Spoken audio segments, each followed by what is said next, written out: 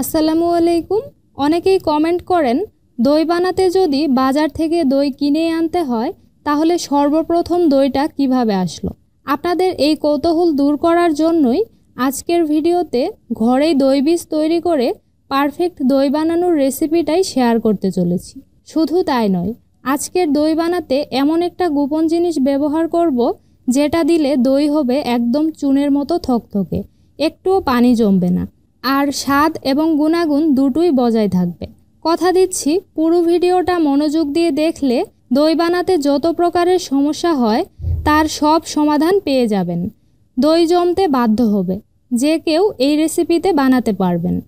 তাহলে সবার আগে দই বীজ বানিয়ে নিতে হবে। সেজন্য আমি হাঁড়িতে হাফ লিটার অর্থাৎ 2 কাপ পরিমাণ দিয়ে দিলাম গরুর খাঁটি তরল দুধ। দই বীজ বানাতে অবশ্যই ফুল ফ্যাট বা পূর্ণ ননিযুক্ত দুধটাই ব্যবহার করতে হবে। চুলার আঁচ মাঝারিতে রেখে দুধটুকু ফুটে ওঠা পর্যন্ত অপেক্ষা করব। তারপর দুধটুকু ফুটে গেলে চুলার আঁচ কমিয়ে জাল করে নিব।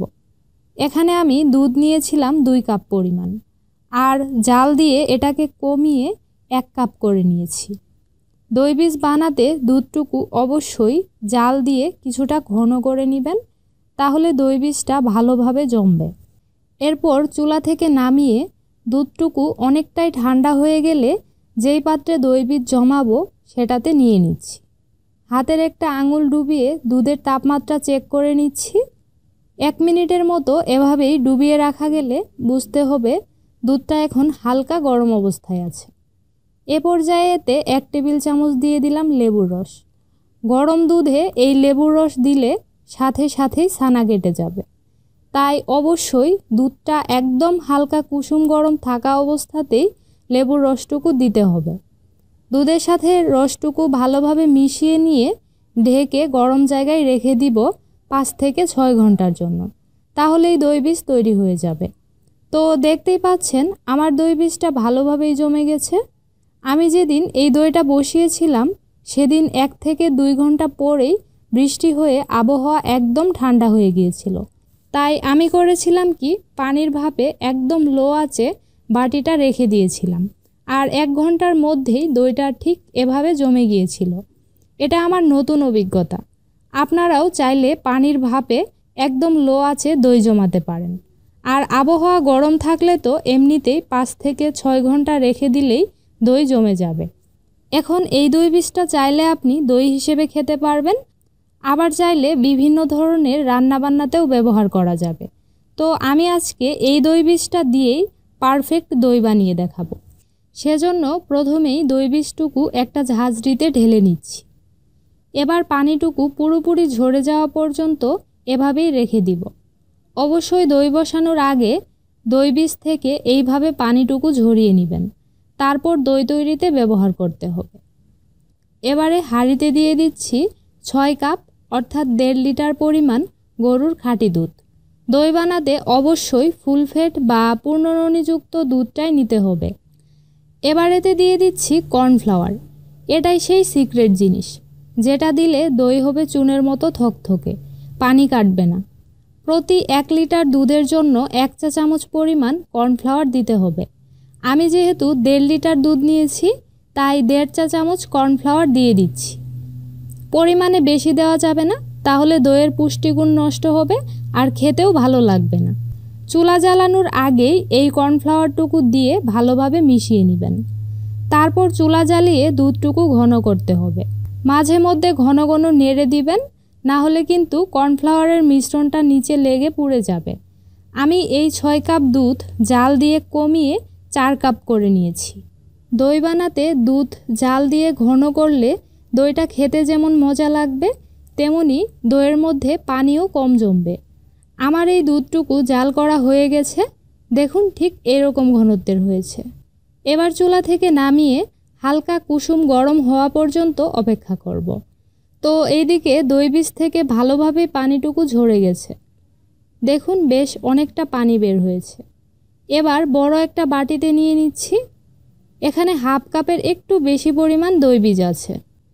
তো এবার এটাকে ভালোভাবে ফেটিয়ে নিতে হবে। এই কাজটা চাইলে হাত দিয়েও করতে পারেন, দেখতেই পাচ্ছেন একদম ক্রিমের মতো মসৃণ করে ফেটিয়ে নিয়েছি। এবার জাল করা দুধটুকু চেক করে নিচ্ছি। হাতের আঙুল 1 মিনিটের মতো ডুবিয়ে রাখা যাচ্ছে, তার মানে এটা এখন হালকা গরম অবস্থায় আছে। এবারে এখান থেকে 2 চামচ দুধ নিয়ে দই বীজে দিয়ে দিচ্ছি।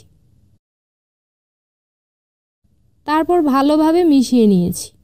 কোনো অবস্থাতেই অতিরিক্ত গরম দুধ দইয়ের মধ্যে দেওয়া যাবে না, তাহলে সাথে সাথেই ছানা কেটে যাবে, দই জমবে না। ভালোভাবে মিশানোর পর এবার বাকি দুধটুকু দিয়ে আবারও মিশিয়ে নিতে হবে। তারপর যেই পাত্রে দইটুকু বসাবো সেগুলোতে দুধটুকু ঢেলে দিতে হবে। আমি আজকে বেশ কয়েক ধরনের পাত্র নিয়েছি, যাতে আপনাদের বোঝাতে পারি যে সব ধরনের পাত্রেই দই জমে। এই যে দইয়ের পাত্রটা দেখছেন, এর গায়ে মেয়াদ লেখা আছে 2023 সাল, আর উৎপাদন ডেটটাও কিন্তু 2023 সালই। আশা করি আপনারা ভুল বুঝবেন না যে আমি বাজার থেকে কিনে আপনাদেরকে দেখিয়েছি। লাস্ট এই দইটাই আমি কিনেছিলাম, এরপর সব সময় ঘরেই দই বানিয়ে নিয়েছি। ঢালার সুবিধার জন্য জগের মধ্যে নিয়ে আমি সবগুলো পাত্রে দইয়ের মিশ্রণটুকু দিয়ে দিচ্ছি। তারপর ঢেকে দিব। মুখটা একেবারে টাইট করে লাগিয়ে দিবেন না, তাহলে দই জমেছে কিনা সেটা দেখতে আপনার অসুবিধা হবে। জাস্ট আলতো করে ঢেকে রাখবেন। এবার এই সবগুলো পাত্র ঘরের সবচেয়ে গরম জায়গায় রেখে দিব 6 থেকে 7 ঘন্টার জন্য, কারণ দই জমাতে গরম আবহাওয়া হলে দই দ্রুত জমে যায়। তো ফিরে এলাম 7 ঘন্টা পর। আমি যেদিন দইগুলো বসিয়েছিলাম সেদিন প্রচণ্ড গরম ছিল, তাই দইগুলো জমতে 6 ঘন্টা সময় লেগেছিল।